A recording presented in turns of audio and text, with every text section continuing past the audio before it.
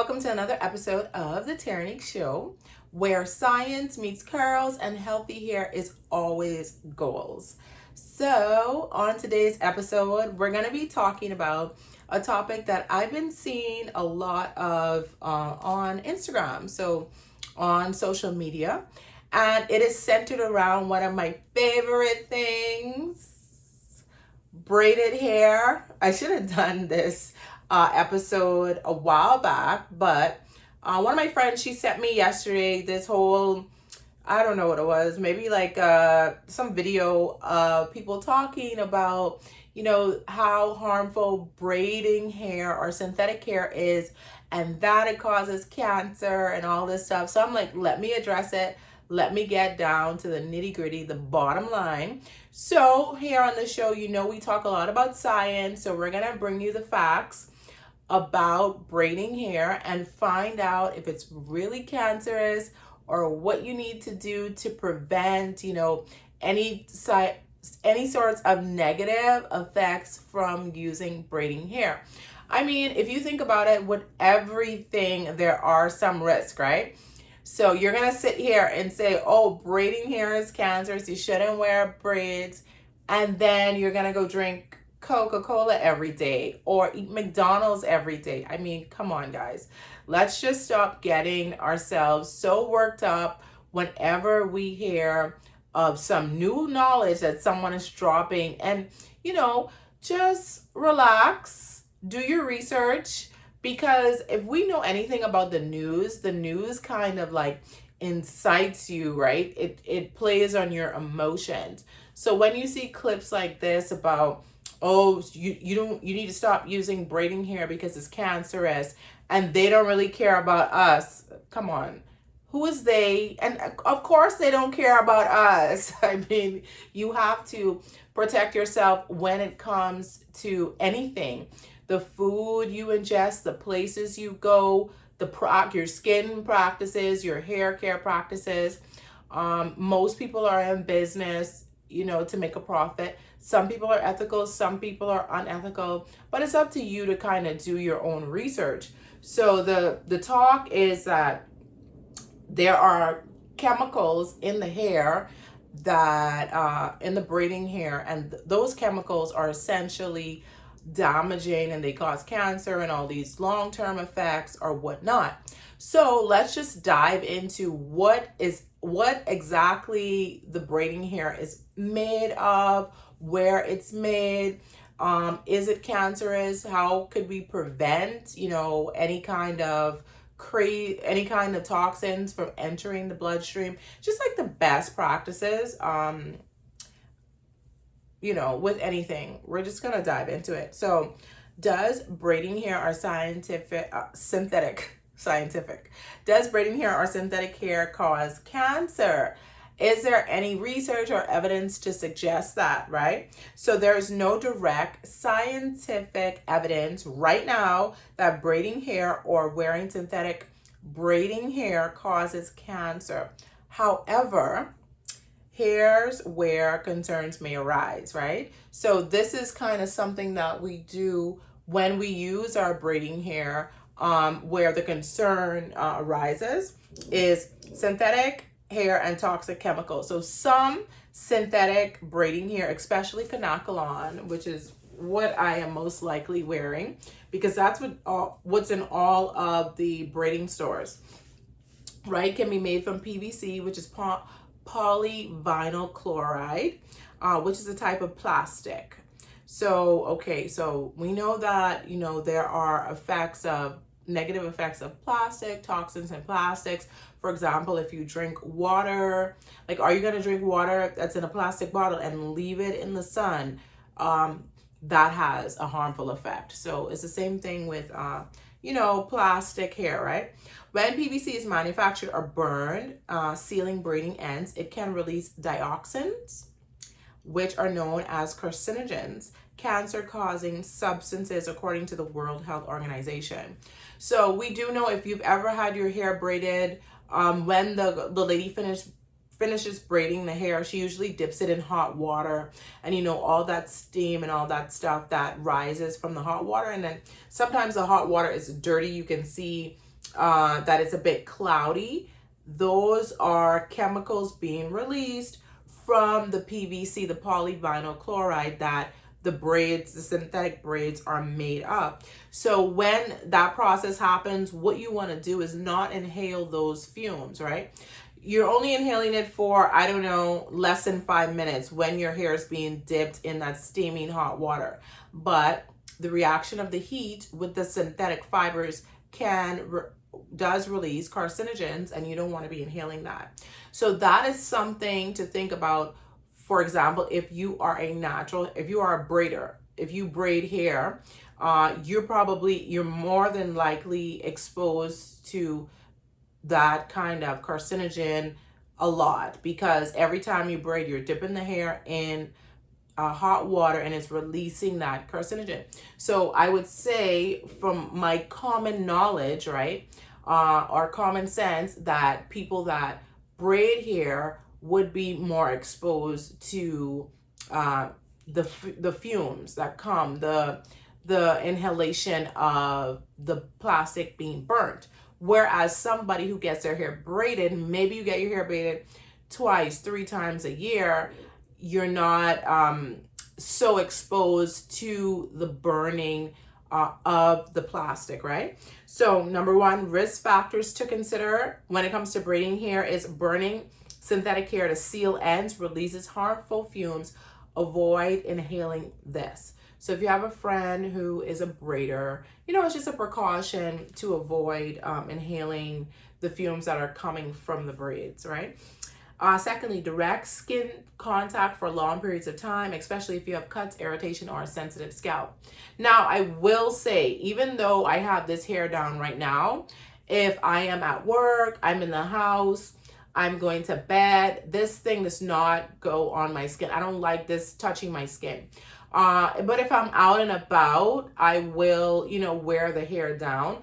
But I am very cognizant of it touching my skin, because I had a terrible allergic reaction maybe a year or two ago to the braids, because they weren't washed. So the chemical in the braids, I had like a rash all over my arms.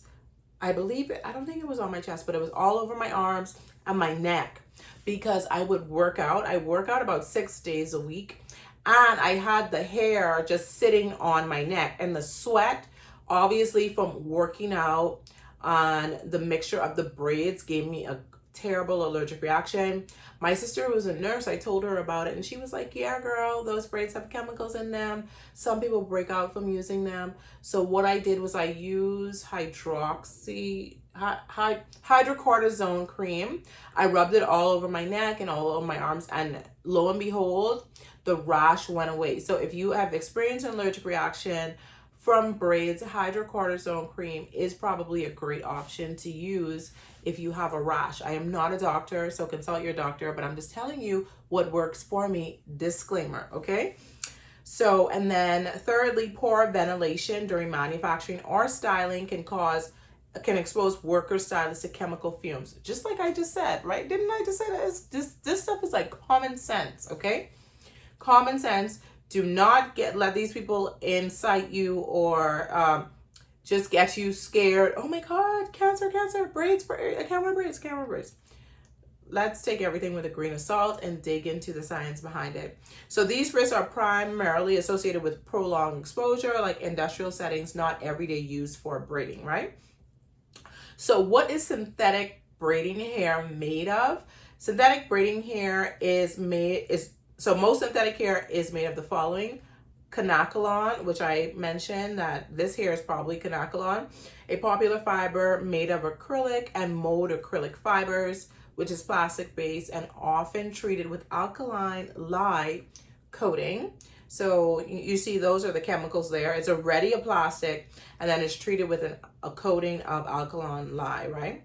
And then toyocolone, which is softer than quinaclone, made from PVC and polyester type fibers.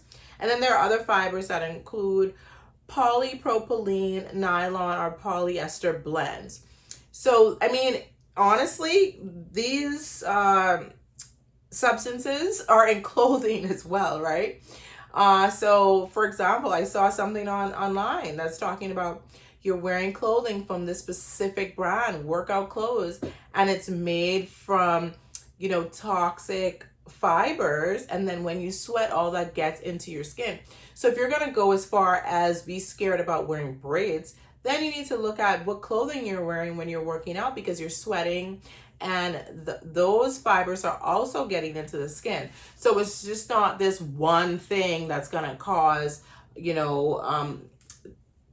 whatever, this mass hysteria. Are you going to stop wearing clothes from your favorite retailer? I'm not mentioning their name, because your favorite fitness retailer, the one that is so popular right now because it's made of nylon and polyester fibers and plastic.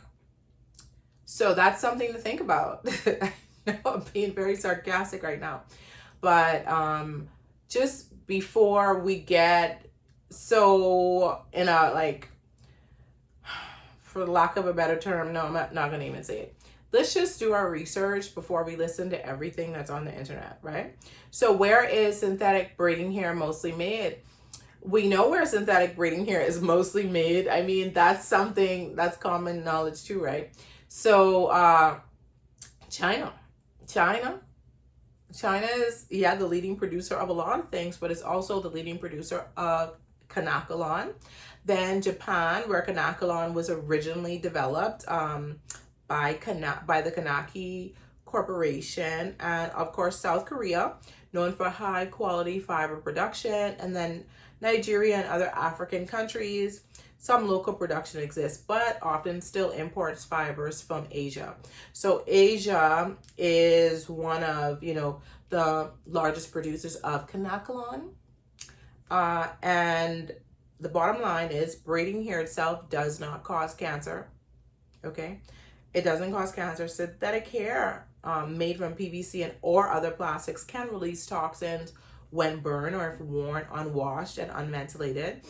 So what you want to do is rinse your synthetic hair in apple cider vinegar before using to reduce chemical residue. And that is something that I am a proponent of, washing the braiding hair before using it. And you want to choose heat sealed or pre-stretch options to avoid burning. Another thing that I like to do when I have in braids is wash my hair.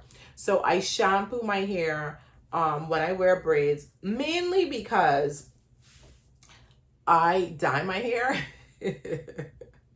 I've been going gray since I was 24. So I have been dyeing my hair for a very long time. And I noticed that when I wear braids, my hair grows really fast. And the grays, when I wear braids, my hair grows really fast. And the grays just, like, they just pop up, right? So quickly. Like, right hair is usually like really white. And I'm like, I'm not about this life. So I usually dye my hair. So I would dye my hair. And when I'm dyeing my hair, I obviously have to wash the dye out and essentially wash the braids. So a good rule of thumb for you if you wear braids is to wash your braids, shampoo them, even if you've washed it with apple cider vinegar before putting them in, you still want to shampoo them maybe a week or two after you've had them in, just to get all of that, all those chemicals out. If this is something that you're concerned about. So if you're concerned about exposure, there are also human hair braiding options if it's in your budget, right? And then low toxin synthetic options. They will be labeled as non-toxic or itch-free. So those are just ways to, help you if you are concerned about braiding hair being, causing cancer, right? So we do know that if you are experiencing an itchy scalp, right? Itchy scalp, redness, bumps, burning sensation, breakouts, or rashes, then what you want to do is make sure you are washing your braiding hair in apple cider vinegar or give your hair a nice shampoo. You don't want to be washing it in too much hot water. If you are somebody that loves to shampoo your hair in hot water, when you're wearing braiding hair, try to opt for warmer temperatures because you don't want to be inhaling the fumes that are caused by the plastic being mixed with that hot water. Tight braids also can be damaging. So you don't want to be wearing braids that are tight. Like my braids are fairly loose. I did these myself. So, you know, I do it in terms of the tightness or the tension that I can withstand. And because I do them myself, if my hair starts to grow out, I could just take that braid out and tighten it up really quickly, right? So the truth is that, you know, braiding hair in itself, there's no scientific evidence to suggest that it causes cancer or whatnot. But you want to practice washing the hair in apple cider vinegar to get those chemicals out of the hair.